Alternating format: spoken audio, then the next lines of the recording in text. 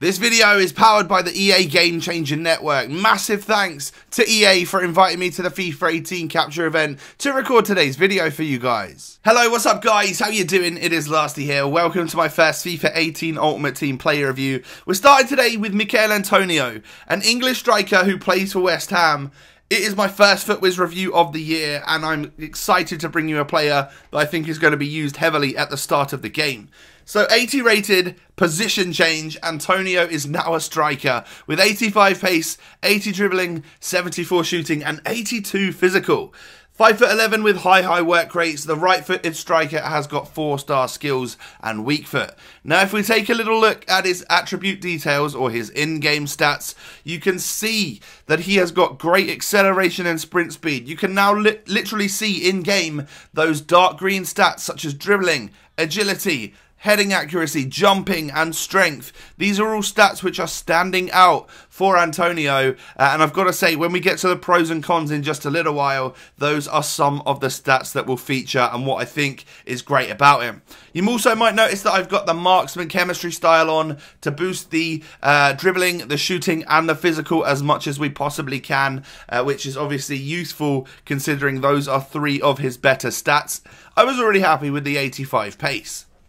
Now, I actually used Antonio in this very basic starter Premier League side. I think this is quite a realistic type of squad that a lot of people are going to be looking to get within the first few days of FUT 18. Even without spending a penny, I think you could probably get this one just from playing games and sort of earning yourself rewards through squad battles or something like that, for example.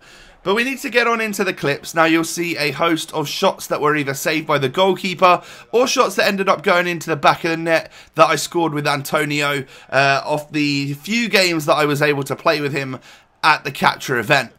So in terms of negatives, after playing a few games, I did realise that his work rates were playing into the favour of my opponent a little bit. Like, he definitely wasn't on the last shoulder of the defender as much as I kind of wanted him to be, because he does have high defensive work rate, which I noticed after a couple of games he was like pushing back a little bit, and that's not ideally what you want for your out-and-out striker. You kind of want him to really be playing up there and getting behind the defenders rather than helping to defend, helping to get back and defend for his own team. That's not what I look for in my striker in my team. So definitely something to note about Antonio. And then also, because he was so busy running up and down the pitch rather than just staying up there, and the fact that he didn't have the greatest stamina stat in the world, I noticed that from around like in the last third of the game, you definitely weren't getting a top performer in this guy. He was starting to get quite tired, and that was affecting his ability to do well in game. But it's not all doom and gloom, because, I'm bringing you this guy as my first player review for a reason. He's a bit of a gem on this game, and I think a lot of you are going to want to use him at the start.